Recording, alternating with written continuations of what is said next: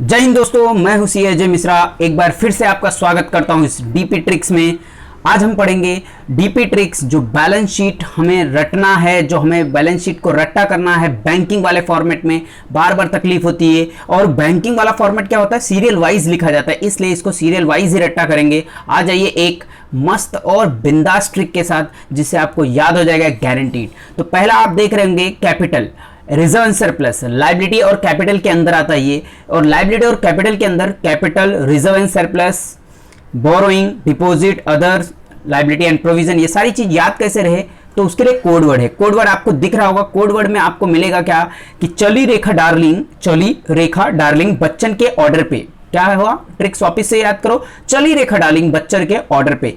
C for capital, चली रेखा reserve surplus हो गया, डार्लिंग डिपॉजिट है, एंड बच्चन बोरोइंग हुआ, और अदर ऑर्डर पे means other liability and provision हुआ। Schedule 1 to 5 back to back चिपक के आपको याद हो गया रहेगा, एंड शेड्यूल डिटेल में हम आगे पढ़ेंगे। फिर आता है एसेट साइड। एसेट साइड में क्या हुआ, कैश को कभी भी हम बैंक में इन्वेस्ट करते हैं। क्या करते हैं, कैश को हम बैंक में डालते हैं। इट मींस कैश को बैंक में इन्वेस्ट करो, एडवांस में इन्वेस्ट करोगे तो fix asset, otherwise other asset. Otherwise क्या हो जाएगा, नहीं तो अदर एसेट। ये आपको ट्रिक दिख रहा होगा।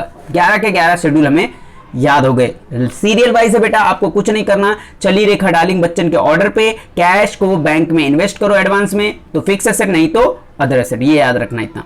फिर लास्ट शेड्यूल 12 आता है कि कंटीजेंट लायबिलिटी, मैंने लिखा नहीं, बिल फॉर कलेक्शन। ये खाली इंफॉर्मेशन पर्पस होता है, आप सबको पता होगा। शेड्यूल 1 में एक्सप्लेन करने की कुछ जरूरत नहीं था, रट्टा करने की जरूरत इतना नहीं थी, इसलिए मैंने नहीं दिया। अब बात करते हैं हम शेड्यूल 2 की। शेड्यूल 2 में आपने देखा रिजर्व एंड सरप्लस है बेटा। इसकी मेमोरी टेक्निक क्या है, आप देख रहे होंगे। सक सर बी, क्या बोलते हैं इसको, सक सर बी। S for statutory reserve, capital reserve, share premium, revenue and other reserve, and balance of profit and loss account. या आपने सुना होगा सीरियल वाइज इसको लिखना होता है, इसलिए शेड्यूल 2 को याद रखो सक सर बी। क्या याद रखो, सक सर बी, सक सर बी, ठीक है। नेक्स्ट शेड्यूल आता है 3। शेड्यूल 3 का नाम है डिपॉजिट। डिपॉजिट हमेशा डस्ट लग जाता है, डिपॉजिट करते तो डस्ट लग जाता है। याद रखो कि डिपॉजिट क्या हो जाता है बेचा, भाई बैंक में डिपॉजिट करके आए तो भाई डस्ट लग गया, समझो बैंक में रखे रखे, ऐसा याद करो कुछ। तो डिपॉजिट हमेशा क्या होता है, डस्ट। डस्ट मतलब होता है D for demand deposit, S for saving bank deposit, and T for term deposit. तो याद रखना डस्ट डिपॉजिट में ही होता है। नेक्स्ट आता है शेड्यूल नंबर 4। शेड्यूल नंबर 4 में हम पढ़ते हैं बोरोइंग।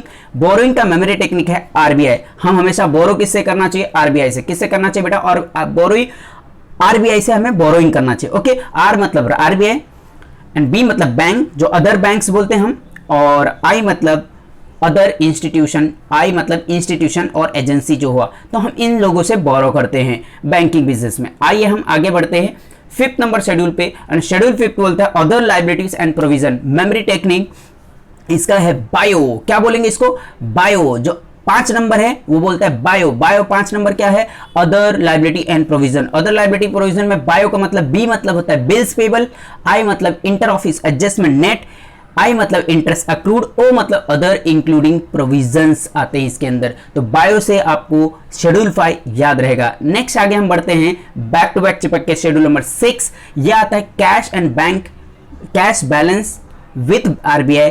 तो आरबीआई के पास हमने बैलेंस रखा है, याद रखना। मेमोरी टेक्निक क्या है, कैश बैंक में ही होता है। कहां होता है, कैश बैंक में होता है। तो कैश बैलेंस किस में, आरबीआई के पास है, कैश इन हैंड और बैलेंस विद आरबीआई।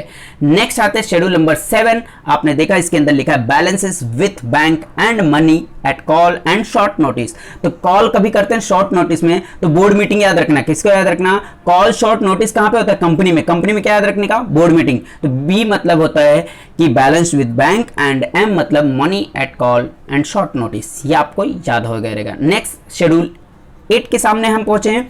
शेड्यूल 8 कुछ नहीं है, एकदम लल्लू है, सिंपल सा। इन्वेस्टमेंट। इन्वेस्टमेंट क्या बोलता है, गो सड़ सो।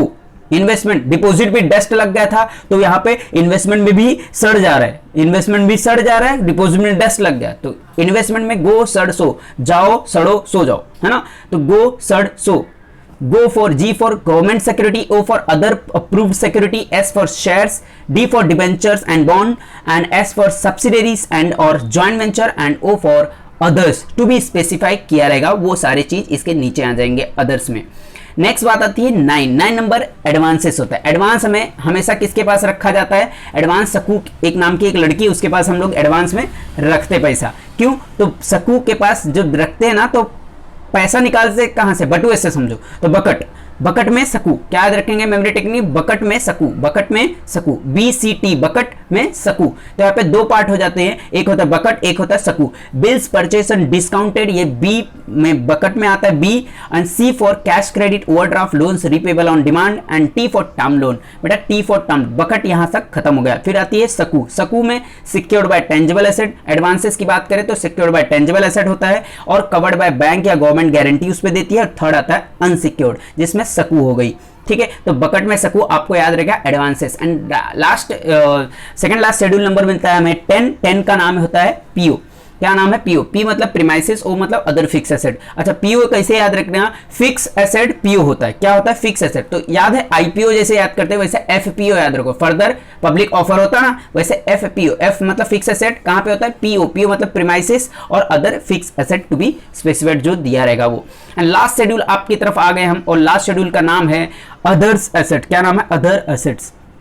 अदर एसेट का मेमोरी टेक्निक है इट्स नो। क्या नाम है, इट्स नो। इट्स नो मतलब आई, मतलब IITS, इट्स नो। तो आई का मतलब होता है इंटर ऑफिस एडजस्टमेंट, नेट जो होगा वो। एंड नेक्स्ट आता है आई मतलब इंटरेस्ट अक्रूड, जो अक्रूड करते हैं इंटरेस्ट वो आएगा। And T for tax paid in advance या TDS, जो भी पे किया उसको टी में दिखाएंगे।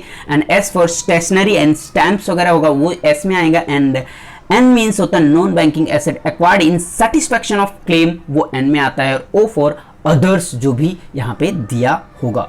तो ये आपका back to back 11 schedule balance sheet यहाँ पे खत्म होता है। बी हैप्पी बेटा, थैंक यू। और आप सभी लोग पढ़ते रहिए। इतना ही, नेक्स्ट लेक्चर में हम फिर मिलेंगे एक नई ट्रिक के साथ। तब तक के लिए बाय बाय, टेक केयर।